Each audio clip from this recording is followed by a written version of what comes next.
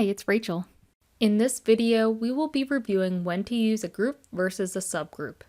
We will look at what groups offer that subgroups do not have, what subgroups inherit from groups, what benefits to reporting and user management subgroups offer, and examples of when to use a group or a subgroup.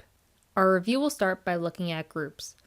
Groups should be used when there is no overlap and separation is needed for reporting, workflows, documents, and overall access. Groups also have a key ability to use a different logo and branding.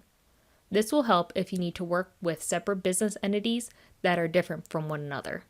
Let's look at an example. My Company Inc. needs groups for internal and external workflows and transactions. My company's internal and external users need to see different logos and branding. Also, they want to be able to separate internal and customer transactions and reporting. All of these factors make the best choice to create two groups, one for internal users and another for external customers. My Company Inc. is used for internal purposes while My Company Customers is used for external purposes.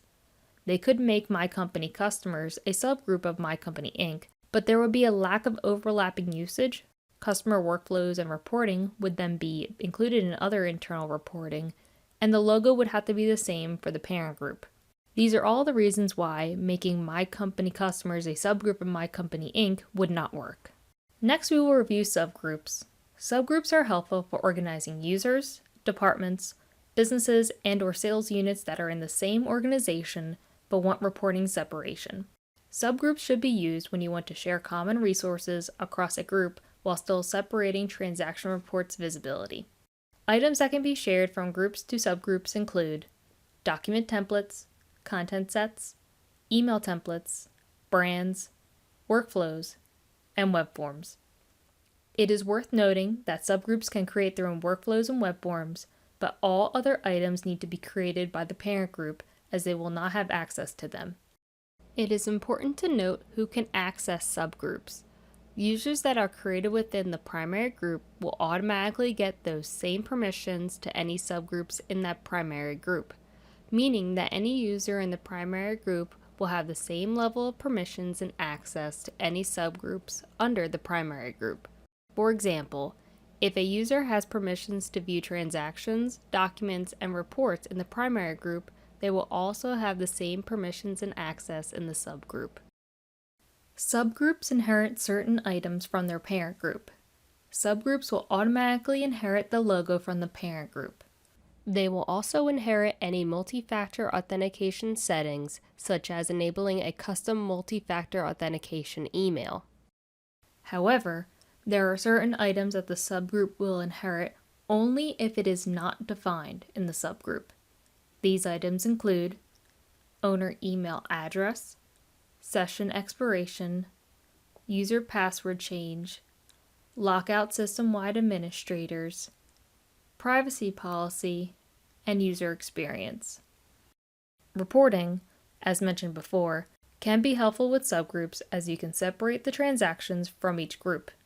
The report on the screen shows transactions, which then links to the subgroup the transaction was created in. This can especially be seen in the Trends report. This report shows transactions broken down by each group over time. Let's look at an example of when to use a subgroup. A simple example would be a sales department. You are a sales manager, you create some workflows that you want all your sales agents to launch, but you don't want all the sales agents to have views into each other's sales documents and reports. So you create a subgroup for each sales agent while the manager has full visibility over all of them by existing in the parent group. Our second example will go back to the group My Company Inc.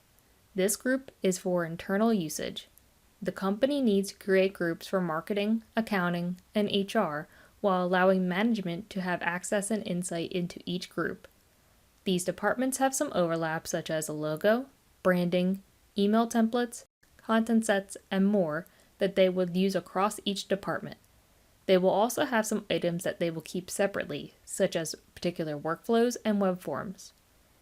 They do not want employees from each department to have access to each other's department's transactions and work.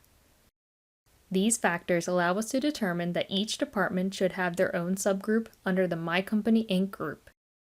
Subgroups allow for users to be grouped, and access can be separated for each group to not see or have access to each other's transactions, workflows, and web forms. Users in the parent group, My Company Inc., would be able to see reporting from each group. As we mentioned before, subgroups allow reporting to be broken down by each group. Users in the parent groups would also be able to update any branding, workflows, web forms, and more for the subgroups without having to update each group individually. For example, if they have some internal changes to branding or logos, the parent group can easily update that for all of the subgroups. That's our review on groups versus subgroups. Thank you for watching.